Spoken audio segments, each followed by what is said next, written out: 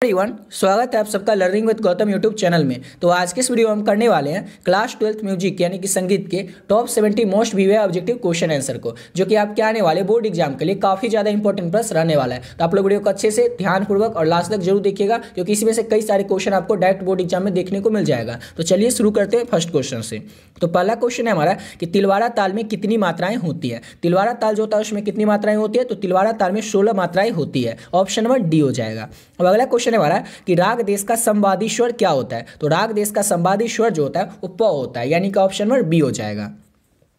अब अगला क्वेश्चन है कि ध्रुपद में कितनी वाणियां होती है। ध्रुपद जो होता है उसमें कितनी वाणियां होती है, तो ध्रुपद में 4 वाणियां होती है। ऑप्शन नंबर बी हो जाएगा, ध्रुपद में 4 वाणियां होती हैं। नेक्स्ट क्वेश्चन है हमारा कि कहरवा ताल में कितना विभाग होता है। कहरवा ताल जो होता है उसमें कितना विभाग होता है, तो कहरवा ताल में 2 ही विभाग होता है। ऑप्शन नंबर ए हो जाएगा। याद रखिएगा आप लोग कि कहरवा ताल में 2 ही विभाग होता है। म्यूजिक का जो सब्जेक्टिव क्वेश्चन है वो आप लोग ऑलरेडी पहले वीडियो में बता चुके हैं, जो यानी कि म्यूजिक का 6 से 7 प्रैक्टिस सेट आप लोगों को करवाए थे, जिसमें कि हर एक प्रैक्टिस सेट में 10 क्वेश्चन करवाए थे, जो कि लघुत्तरीय प्रश्न में था और दीर्घोत्तरीय प्रश्न में था। वो सब आप लोग ऑलरेडी पहले वीडियो में करवा चुके हैं। उस वीडियो को अभी तक आप लोग नहीं देखे तो लिंक डिस्क्रिप्शन बॉक्स में मिल जाएगा, वहां से आप लोग चाहे तो जाकर देख सकते हैं। अब अगला क्वेश्चन करते हैं। नेक्स्ट क्वेश्चन है हमारा कि राग यमन डैश ठाट से उत्पन्न हुआ है। राग यमन जो है किस ठाट से उत्पन्न हुआ है, तो राग यमन जो है कल्याण ठाट से उत्पन्न हुआ है। ऑप्शन नंबर ए हो जाएगा। और ये बहुत ही ज्यादा इंपॉर्टेंट क्वेश्चन है आपके आने वाले बोर्ड एग्जाम के लिए। बीवीआई क्वेश्चन है ये, इसको अच्छे से याद रखिएगा कि राग यमन किस ठाट से उत्पन्न हुआ है, तो राग यमन जो है वो कल्याण ठाट से उत्पन्न हुआ है। नेक्स्ट क्वेश्चन है हमारा कि पंडित भीमसेन जोशी किस विधा से थे। यानी कि पंडित भीमसेन जोशी जो थे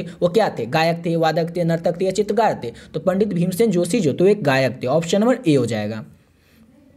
अगला क्वेश्चन है हमारा विद्यापति गति किस अंचल से थे। तो विद्यापति जो थे वो बिहार के मिथिला क्षेत्र से थे। ऑप्शन नंबर ए हो जाएगा। विद्यापति गति जो थे वो मिथिला अंचल से थे। ऑप्शन नंबर ए हो जाएगा। नेक्स्ट क्वेश्चन है कि नाद कितने प्रकार का होता है। नाद जो होता है वो कितने प्रकार का होता है, तो नाद 2 ही प्रकार का होता है। ऑप्शन नंबर सी हो जाएगा। नाद कितने प्रकार का होता है, तो 2 प्रकार का। अब अगला क्वेश्चन है हमारा कि श्रुतियाँ कितनी होती है। श्रुतियाँ जो होती है वो 10, 15, 20 या 22 होती हैं। तो श्रुतियाँ आप लोगों को पता ही होगा कि 22 होती है, यानी कि ऑप्शन नंबर डी हो जाएगा इसका। अब अगला क्वेश्चन है हमारा कि संगीत में मूल स्वर कितने होते हैं। तो संगीत में जो मूल स्वर है वो टोटल 7 होते हैं, यानी कि ऑप्शन नंबर डी हो जाएगा। और देखिए आप लोगों का जो क्लास 12th आर्ट्स का जो है पीडीएफ वो आप लोगों का बन चुका है, तैयार हो चुका है। आप लोग लेना चाहे तो इसको ले सकते हैं, जिसमें कि आपको मिलेगा क्या क्या, तो ये देख लीजिए। आपके आर्ट्स में सब्जेक्ट होते हैं लगभग 10, और आपका इसी 10 में से कोई 5 सब्जेक्ट होगा। वो 5 सब्जेक्ट आपका हिंदी हो सकता है, history, political science, English, geography, music, home science, sociology, psychology, economics, कुछ भी हो सकता है। ये 5 सब्जेक्ट में आप लोग को मिलेगा क्या क्या, तो इसमें आपको ऑब्जेक्टिव भी मिलेगा और सब्जेक्टिव भी मिलेगा 5 सब्जेक्ट का पीडीएफ में। इस पीडीएफ का प्राइस सिर्फ और सिर्फ 25 रुपये है। 25 रुपये इसलिए ताकि हर एक बच्चा इस पीडीएफ को ले सके और अच्छे से अच्छे नंबर हर एक बच्चा ला सके। उसके पास ऐसा कोई एक्सक्यूज नहीं हो कि मेरे पास पैसा नहीं था तो हम पीडीएफ नहीं ले सके और अच्छे नंबर नहीं ला सके। 25 रुपये सबके पास रहता है, आप लोग 25 रुपये पेमेंट कर सकते हैं इस नंबर पे और इस पीडीएफ को ले सकते हैं। डिटेल में अगर आप लोगों को जानना है कि इस पीडीएफ में क्या क्या मिलेगा, तो उस वीडियो का लिंक आपको डिस्क्रिप्शन बॉक्स में मिल जाएगा, या चैनल के जैसे ही होम पेज पर जाएगा ना वहीं पर आपको वो वीडियो मिलेगा। उस वीडियो में आप लोग को डिटेल से बताएं कि इस पीडीएफ में क्या क्या मिलेगा, आपको कितने ऑब्जेक्टिव रहेगा हर एक सब्जेक्ट का, जैसे कितना सब्जेक्टिव रहेगा और सब्जेक्टिव क्वेश्चन किस तरह का आएगा, सिंपल वे में आंसर बताएं, अपनी भाषा में बताएं, किताबी भाषा में नहीं बताएं, सिंपल भाषा में आप लोग को आंसर बताएं। सब्जेक्टिव क्वेश्चन में ऑब्जेक्टिव क्वेश्चन जैसे हर एक सब्जेक्ट में कितना कितना रहेगा वो सब आपको दिखा दिए, यानी कि एक एक पीडीएफ को डिटेल से बताएं उस वीडियो में। उस वीडियो का लिंक आपको डिस्क्रिप्शन में मिलेगा, वहां से आप लोग देख लीजिएगा, या फिर आप लोग चैनल के होम पेज पर भी जाकर उस वीडियो को देख सकते हैं। सिर्फ और सिर्फ 25 रुपये में आपको क्या क्या मिल रहा है, और इसका 25 रुपये दाम रखने का पीछे लक्ष्य ये है कि हर एक बच्चा इस वीडियो को ले सके और अच्छे से अच्छे नंबर ला सके। जैसे हिंदी का लीजिएगा तो उसमें देख लीजिए 650 आपको ऑब्जेक्टिव मिल जाएगा, उसमें साथ ही साथ लघुत्तरीय प्रश्न मिलेगा, दीर्घोत्तरीय प्रश्न मिलेगा, 100% व्याख्या वाला क्वेश्चन सब मिलाकर के 100 क्वेश्चन रहेगा, इतना रहेगा। साथ ही साथ इसमें लेखक परिचय भी आपको मिलेगा, फिर हिस्ट्री का 650 क्वेश्चन है। इस तरह से आपके जो भी सब्जेक्ट है 5 सब्जेक्ट वो आप लोग बता दीजिएगा। तो 25 रुपये इस नंबर पे गूगल पे, फोन पे, पेटीएम कुछ भी कर दीजिएगा। जैसे ये नंबर डालिएगा नाम आ जाएगा गौतम कुमार, उस पर आप लोग सिर्फ 25 रुपये आपको भेज देना, और इसी नंबर पे आप लोग को व्हाट्सएप नंबर पे स्क्रीनशॉट भेज देना, यानी कि इसी नंबर से ऊपर पेमेंट भी करना और इसी नंबर पर आप लोग को स्क्रीनशॉट भी भेज देना है, और वहीं से आप लोगों को पीडीएफ मिल जाएगा। जैसे स्क्रीनशॉट भेज दीजिएगा, वहाँ पे आप लोग अपना सब्जेक्ट बता दीजिएगा कि कौन सा 5 सब्जेक्ट है आपका, और 5 सब्जेक्ट जैसे ही भेजिएगा आपको पीडीएफ मिल जाएगा, और आप लोग पीडीएफ लेकर के अच्छे से तैयारी कीजिएगा। देख लीजिए, और उसके म्यूजिक का भी आपको मिलेगा। जैसे म्यूजिक में 500 ऑब्जेक्टिव मिलेगा, और लघुत्तरीय दीर्घोत्तरीय प्रश्न जो है म्यूजिक के ये सब मिला के आपको 75 मिलेंगे। तो आप लोग चाहें तो इसको ले सकते हैं, और आप लोग इसको जरूर से जरूर ले लीजिएगा, क्योंकि अगर ये ले लेते हैं तो 99% क्वेश्चन जो है आपके हर एक सब्जेक्ट के उसी पीडीएफ से रहेगा। जैसे म्यूजिक का इसमें 500 क्वेश्चन है, अगर ये 500 क्वेश्चन आप लोग म्यूजिक का कर लेते हैं तो आपके एग्जाम में जो 70 क्वेश्चन आएगा, जिसमें से कि आपको बनाना कितना है 70, तो आपका रहेगा एग्जाम में जो क्वेश्चन रहेगा वो 70 रहेगा, उसमें से आपको बनाना कितना रहेगा, तो 35 बनाना रहेगा ऑब्जेक्टिव। वो 35 जो बनाना रहेगा, यानी कि 70 में से कम 50 क्वेश्चन जो रहेगा ये 500 में से मिलेगा। तो इसलिए इस वीडियो को आप लोग जरूर से जरूर ले ही लीजिएगा, समझ गए। और डिटेल में देखना है तो लिंक डिस्क्रिप्शन बॉक्स में मिल जाएगा, वहां से आप लोग इस वीडियो का डिटेल में देख सकते हैं किस तरह का पीडीएफ मिलेगा आपको। चलिए अब अगला क्वेश्चन करते हैं।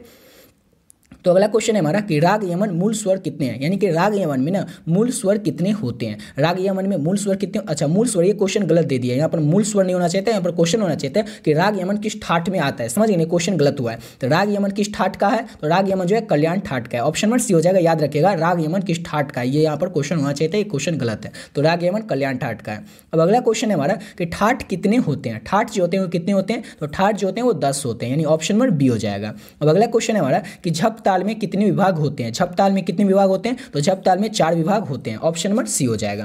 अब नेक्स्ट क्वेश्चन करते हैं। तो अगला क्वेश्चन है हमारा कि किस राग में दोनों मौ का प्रयोग होता है। किस राग में ना दोनों मौ का प्रयोग होता है, तो केदार राग में दोनों मौ का प्रयोग होता है, ऑप्शन नंबर बी हो जाएगा इसका। अब अगला क्वेश्चन है हमारा कि किस राग में रे एवं घ कोमल लगते हैं। वो कौन सा राग है जिसमें कि रे एवं घ जो है वो कोमल लगते हैं, तो भैरव राग में रे और घ जो है वो कोमल लगते हैं, यानी कि ऑप्शन नंबर हो जाएगा इसका सी, भैरव राग में। अब अगला क्वेश्चन करते हैं। तो नेक्स्ट क्वेश्चन है हमारा कि धमार ताल में कितनी मात्राएं होती हैं। धमार ताल में कितनी मात्राएं होती है, तो धमार ताल में 14 मात्राएं होती है, ऑप्शन नंबर सी हो जाएगा। अगला क्वेश्चन है हमारा कहलाता स्वर समुदाय जिससे कि राग की पहचान होती है वो क्या कहलाता है। ऐसा छोटा स्वर समुदाय जिससे क्या होता है हमें राग की पहचान हो जाती है कि वो कौन सा राग है, उसे क्या कहते हैं, वो क्या कहलाता है, तो पकड़ कहलाता है। पकड़ से क्या होता है, तो हमें वो छोटा स्वर समुदाय होता है जिससे कि हमें राग की पहचान होती है। पकड़ किसे कहते हैं, इसका सब्जेक्टिव क्वेश्चन जिस समय बताए थे वो आप लोग को इस समय इसका आंसर ऑलरेडी बता चुके हैं। अब अगला क्वेश्चन करते हैं। नेक्स्ट क्वेश्चन है हमारा हिंदुस्तानी शास्त्रीय संगीत में विकृत स्वरों की संख्या कितनी है। तो हिंदुस्तानी शास्त्रीय संगीत में जो विकृत स्वरों की संख्या है वो टोटल 5 है, यानी कि ऑप्शन नंबर इसका सी हो जाएगा। अब अगला क्वेश्चन करते हैं। नेक्स्ट क्वेश्चन है हमारा कि राग भैरव किस जाति का राग है। राग भैरव जो है किस जाति का राग है, तो राग भैरव जो है संपूर्ण जाति का राग है, ऑप्शन नंबर सी हो जाएगा। नेक्स्ट क्वेश्चन है हमारा कि राग केदार किस ठाट का राग है। राग केदार जो है किस ठाट का राग है, तो राग केदार जो है कल्याण ठाट का राग है, ऑप्शन नंबर बी हो जाएगा। नेक्स्ट क्वेश्चन है हमारा रूपक ताल में कितने विभाग होते हैं। रूपक ताल जो होता है उसमें कितने विभाग होते हैं, तो रूपक ताल में 3 विभाग होते हैं, ऑप्शन नंबर बी हो जाएगा। याद रखिएगा रूपक ताल में कितने विभाग होते हैं, तो 3 विभाग। जितना क्वेश्चन आप लोग को बताने म्यूजिक का, इसमें सभी क्वेश्चन सिलेक्टेड इंपॉर्टेंट है आपके आने वाले बोर्ड एग्जाम के लिए, तो आप लोग वीडियो को लास्ट तक जरूर देखिएगा। अब अगला क्वेश्चन करते हो। नेक्स्ट क्वेश्चन है हमारा कि एक ताल में कितनी तालियां होती है। किसमें, तो एक ताल में तालियां तो 4 होती है, ऑप्शन नंबर बी हो जाएगा। एक ताल में 4 तालियां होती है। अब अगला क्वेश्चन करते हैं। नेक्स्ट क्वेश्चन है हमारा कि गंधर्व महाविद्यालय की स्थापना किसने की थी। इंपॉर्टेंट क्वेश्चन है कि गंधर्व महाविद्यालय की स्थापना किसने की थी, तो पंडित विष्णु दिगंबर पुष्कर ने। पंडित विष्णु दिगंबर पुष्कर ने गंधर्व महाविद्यालय की स्थापना की थी। और सब्जेक्टिव क्वेश्चन में पूछा जाता है आप लोगों से कि पंडित विष्णु दिगंबर का परिचय दे, इस तरह से सब्जेक्टिव क्वेश्चन पूछा जाता है 2 नंबर का, और इसका आंसर आप लोग को पहले वीडियो में बता चुके हैं जिसमें सब्जेक्टिव क्वेश्चन बताए थे। अब अगला क्वेश्चन करते हैं। नेक्स्ट क्वेश्चन है हमारा उस्ताद फैयाज खां किस घराने के गायक हुए। उस्ताद फैयाज खां जो थे वह किस घराने के गायक हुए थे, तो आगरा घराने के गायक हुए थे उस्ताद फैयाज खां, यानी क्या हो जाएगा ऑप्शन, तो ऑप्शन नंबर डी हो जाएगा। अब अगला क्वेश्चन है हमारा कि राग मलकौस में कौन से 2 स्वर नहीं लगते। 4 ऑप्शन में सबको बताना है कि राग मलकौस में कौन से 2 स्वर नहीं लगते हैं। तो ऋषभ पंचम जो है राग मलकौस में 2 स्वर ऐसे हैं, ऋषभ और पंचम ये नहीं लगते, यानी ऑप्शन नंबर सी हो जाएगा इसका। अब अगला क्वेश्चन है हमारा इंपॉर्टेंट क्वेश्चन, समझ गए ना कि स्वरों के उतरते क्रम को क्या कहते हैं। स्वर के उतरते क्रम को क्या कहते हैं, तो अवरोह कहते हैं। आरोह और अवरोह किसे कहते हैं, ये आप लोग को पिछली वीडियो में सब्जेक्टिव क्वेश्चन में बता दिए थे कि आरोह किसे कहते हैं और अवरोह किसे कहते हैं। जैसे कि अवरोह किसे कहते हैं, तो स्वरों के उतरते जो क्रम रहता है, स्वर जैसे क्या होता है ऊपर तक जाता है, एक बार ऐसे लय जो रहता है ऊपर तक चला जाता है, समझ गए, आवाज जो रहता है वो थोड़ा ज्यादा हो जाता है, ऐसे लय ऊपर तक जाता है, और जो लय थोड़ा धीरे धीरे करके जैसे नीचे आता है उसी को कहते हैं हम स्वरों के उतरते क्रम, और उसी को क्या कहा जाता है, उसी को अवरोह कहा जाता है, यानी ऑप्शन नंबर बी हो जाएगा। अगला क्वेश्चन है हमारा कि मियाँ तानसेन किस राजा के दरबारी गायक थे। तो मियाँ तानसेन जो थे वो सम्राट अकबर के दरबारी गायक थे, यानी कि ऑप्शन नंबर बी हो जाएगा। सम्राट अकबर के दरबार में 9 नवरत्न थे, और 9 नवरत्नों में से एक कौन थे, तो मियाँ तानसेन थे जो कि राजा के दरबारी गायक भी थे। अगला क्वेश्चन है असावाड़ी ठाट के अंतर्गत कौन सा राग आता है। 4 ऑप्शन में सबको बताना है कि असावाड़ी ठाट के अंतर्गत कौन सा राग आता है, तो जौनपुरी राग जो है ये असावाड़ी ठाट के अंतर्गत आता है, ऑप्शन नंबर ए हो जाएगा इसका। अब अगला क्वेश्चन है हमारा कि राग में नहीं लगने वाले स्वर को क्या कहते हैं। ये क्वेश्चन आपसे सब्जेक्टिव में पूछा जाएगा कि विकृत स्वर किसे कहते हैं या वर्जित स्वर किसे कहते हैं। तो राग में नहीं लगने वाले स्वर को वर्जित स्वर कहते हैं। ऐसा स्वर जो कि राग में लगे ही नहीं उसे हम वर्जित स्वर कहेंगे, और यही क्वेश्चन से आपसे सब्जेक्टिव में भी पूछा जाएगा कि वर्जित स्वर किसे कहते हैं। तो राग में नहीं लगने वाले स्वर को वर्जित स्वर कहते हैं, ऑप्शन नंबर सी हो जाएगा। अब अगला क्वेश्चन करते हैं। और नेक्स्ट क्वेश्चन है हमारा कि राग यमन डैश ठाट से उत्पन्न हुआ है, यानी कि राग यमन जो है किस ठाट से उत्पन्न हुआ है, तो राग यमन जो है कल्याण ठाट से उत्पन्न हुआ है, ऑप्शन नंबर ए हो जाएगा। अगला क्वेश्चन करते हैं। और नेक्स्ट क्वेश्चन है हमारा कि स्वरों के उतरते क्रम को क्या कहते हैं। तो क्वेश्चन फिर से आगे, ये तो आप लोग को पहले बता दिए थे कि स्वरों के उतरते क्रम को क्या कहते हैं, तो अवरोह कहते हैं, यानी ऑप्शन नंबर क्या हो जाएगा, तो ऑप्शन नंबर इसका सी हो जाएगा, अवरोह। अब अगला क्वेश्चन है हमारा शांडव जाति में कितने स्वर लगते हैं। तो शांडव जाति जो होता है उसमें स्वर कितने लगते हैं, तो 6 स्वर लगते हैं, ऑप्शन नंबर सी हो जाएगा। अब अगला क्वेश्चन है हमारा कि राग भीम पलासी का गायन समय क्या। इंपॉर्टेंट क्वेश्चन है कि राग भीम पलासी का गाने का समय क्या है। राग भीम पलासी को कब गाया जाता है, तो राग भीम पलासी को अपराह्न समय में गाया जाता है। ऑप्शन नंबर डी हो जाएगा। अगला क्वेश्चन करते हैं। नेक्स्ट क्वेश्चन है हमारा कि संगीत रत्नाकर ग्रंथ के लेखक कौन है। इंपॉर्टेंट क्वेश्चन है, अच्छे से याद रखिएगा। संगीत रत्नाकर ग्रंथ के जो लेखक है वो सारंग देव है। ऑप्शन नंबर सी हो जाएगा। संगीत रत्नाकर ग्रंथ के लेखक कौन है, तो सारंग देव। अगला क्वेश्चन है हमारा निम्नलिखित रागों में से, इनके जो 4 ऑप्शन में दिया हुआ है राग, इसमें से कौन राग ऐसे हैं जो कि दोनों मध्यम में लगते हैं। निम्नलिखित रागों में से किसमें दोनों मध्यम में लगते हैं, किसमें लगते हैं, तो केदार राग में दोनों जो है वो मध्यम में लगते हैं। यानी ऑप्शन क्या हो जाएगा, तो ऑप्शन नंबर इसका डी हो जाएगा।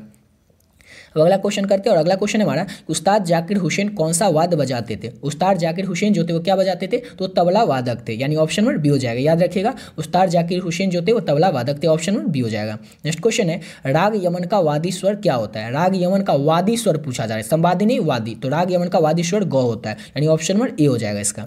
अब अगला क्वेश्चन है हमारा कि सप्तक कितने प्रकार के होते हैं। सप्तक जो होते हैं वो कितने प्रकार के होते हैं, तो सप्तक जो होते हैं वो 3 प्रकार के होते हैं। ऑप्शन नंबर बी हो जाएगा। अगला क्वेश्चन करते हैं। नेक्स्ट क्वेश्चन है हमारा कि एक ताल में कितनी मात्राएं होती हैं। एक ताल में कितनी मात्राएं होती हैं, तो एक ताल में 12 मात्राएं होती हैं। ऑप्शन नंबर बी हो जाएगा। नेक्स्ट क्वेश्चन है हमारा कि संगीत में मुख्यतः कितनी पद्धतियां पाई जाती है। संगीत में मुख्यतः कितनी पद्धतियां पाई जाती है, तो संगीत में मुख्यतः 2 पद्धतियां पाई जाती है। ऑप्शन नंबर ए हो जाएगा। नेक्स्ट क्वेश्चन है कि नियम अनुसार स्वरों के चलन को क्या कहा जाता है। नियम अनुसार स्वरों के चलन को क्या कहा जाता है, तो अलंकार कहा जाता है। ऑप्शन नंबर सी हो जाएगा। याद रखिएगा, नियम अनुसार स्वरों के चलन को अलंकार कहा जाता है। अगला क्वेश्चन है सा ए प क्या कहलाते हैं। सा ए प जो होते हैं वो क्या कहलाते हैं, तो सा ए प जो होते हैं वो कहलाते हैं अंचल। ऑप्शन नंबर सी हो जाएगा। अगला क्वेश्चन है हमारा कि निम्न में से इनके 4 ऑप्शन जो दिया हुआ है इसमें से किस राग में त्रिभ में का प्रयोग होता है। किस राग में त्रिभ में का प्रयोग होता है, किस राग में, तो यमन राग में। ऑप्शन नंबर बी हो जाएगा। अगला क्वेश्चन है हमारा कि राग भूपाली किस ठाट का राग है। VVI क्वेश्चन है, अच्छे से याद रखिएगा कि राग भूपाली किस ठाट का राग है, तो राग भूपाली जो है कल्याण ठाट का राग है। अगला क्वेश्चन है हमारा हिंदुस्तानी संगीत पद्धति में ठाट कितने होते हैं। तो हिंदुस्तानी संगीत पद्धति जो होता है उसमें ठाट कितने होते हैं, तो 10 ठाट होते हैं। ऑप्शन नंबर बी हो जाएगा। अगला क्वेश्चन करते हैं। नेक्स्ट क्वेश्चन है हमारा कि पंडित रविशंकर किस वाद्य यंत्र से के लिए प्रसिद्ध थे।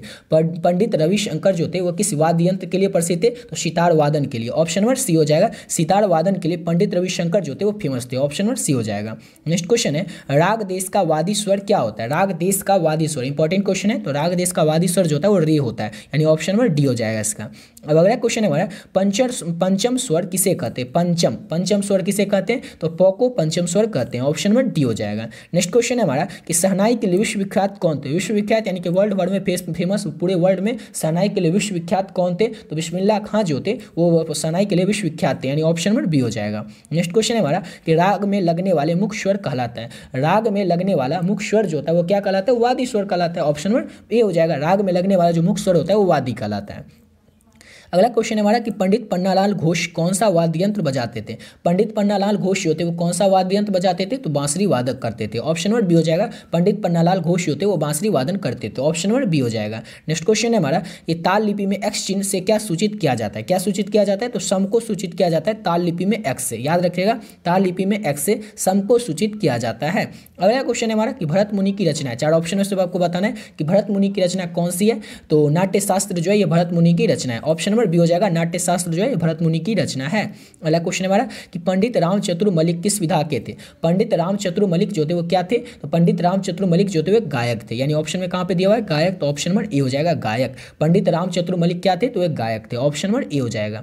नेक्स्ट क्वेश्चन है हमारा कि संगीत पारिजात के लेखक कौन थे। VVI क्वेश्चन है और सेम यही क्वेश्चन आपके जो बिहार बोर्ड की तरफ से ऑफिशियल मॉडल पेपर जारी किया गया था म्यूजिक का, उसमें ये क्वेश्चन था कि संगीत पारिजात के लेखक कौन थे, तो अहोबल जो थे वो संगीत पारिजात के लेखक थे। ऑप्शन नंबर सी हो जाएगा। अगला क्वेश्चन है किस ताल में 10 मात्राएं होती हैं, तो आप लोग को पता ही होगा कि झप ताल में 10 मात्राएं होती है। ऑप्शन नंबर इसका डी हो जाएगा। झप ताल में 10 मात्राएं होती हैं। अगला क्वेश्चन करते हैं। नेक्स्ट क्वेश्चन है हमारा उस्ताद फैयाज खां किस घराने से आते हैं। उस्ताद फैयाज खां जो है ये आगरा घराने से आते हैं। ऑप्शन नंबर ए हो जाएगा। उस्ताद फैयाज खां किस घराने से आते हैं, तो ऑप्शन नंबर ए हो जाएगा आगरा घराने से। अगला क्वेश्चन है हमारा कि 4 ताल में कितनी तालियां होती है। 4 ताल में कितनी तालियां होती है, तो 4 ताल में 4 ही तालियां होती है। ऑप्शन नंबर बी हो जाएगा। अब अगला क्वेश्चन करते हैं। तो नेक्स्ट क्वेश्चन है हमारा कि राग केदार किस ठाट से उत्पन्न होता है। राग केदार जो होता है वह किस ठाट से उत्पन्न होता है, तो राग केदार जो है ये उत्पन्न होता है कल्याण ठाट से। ऑप्शन नंबर सी हो जाएगा। राग केदार कल्याण ठाट से उत्पन्न होता है। अगला क्वेश्चन है ताल में दो चिन्ह का क्या मतलब होता है? तो ताल में जो दो चिन्ह का मतलब होता है यानी दूसरी ताली। ऑप्शन नंबर सी हो जाएगा, ताल में दो चिन्ह का मतलब होता है दूसरी ताली।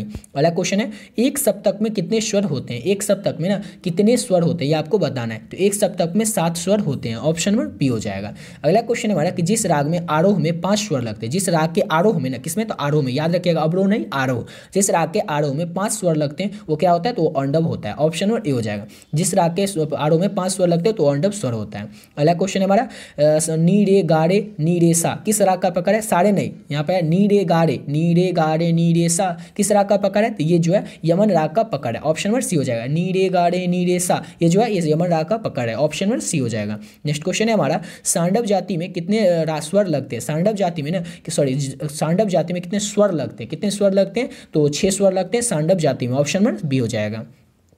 अगला क्वेश्चन है तीन ताल में कितनी मात्राएं होती है? तो तीन ताल में कितनी मात्राएं होती है? तो 16 मात्राएं होती है तीन ताल में। ऑप्शन नंबर सी हो जाएगा। नेक्स्ट क्वेश्चन है हमारा तो स्वरों के ऊपर से नीचे उतरने क्रम को क्या कहते हैं? स्वर के जो ऊपर से नीचे का उतरने का जो क्रम रहता है उसे हम अवरोह कहते हैं। ऑप्शन नंबर बी हो जाएगा। अगला क्वेश्चन है हमारा कि दादरा ताल में कितना विभाग होता है? तो दादरा ताल जो होता है उसमें कितना विभाग होता है ये बताना है। तो दादरा ताल में 2 विभाग होता है। ऑप्शन नंबर ए हो जाएगा। नेक्स्ट क्वेश्चन इज कि राग भैरव का गाने का समय क्या है? तो राग भैरव का जो गायन समय वो कब का रहता है? तो राग भैरव को प्रातः काल गाया जाता है। ऑप्शन नंबर ए हो जाएगा। अगला क्वेश्चन है हमारा कि राग देश किस ठाट का राग है? तो राग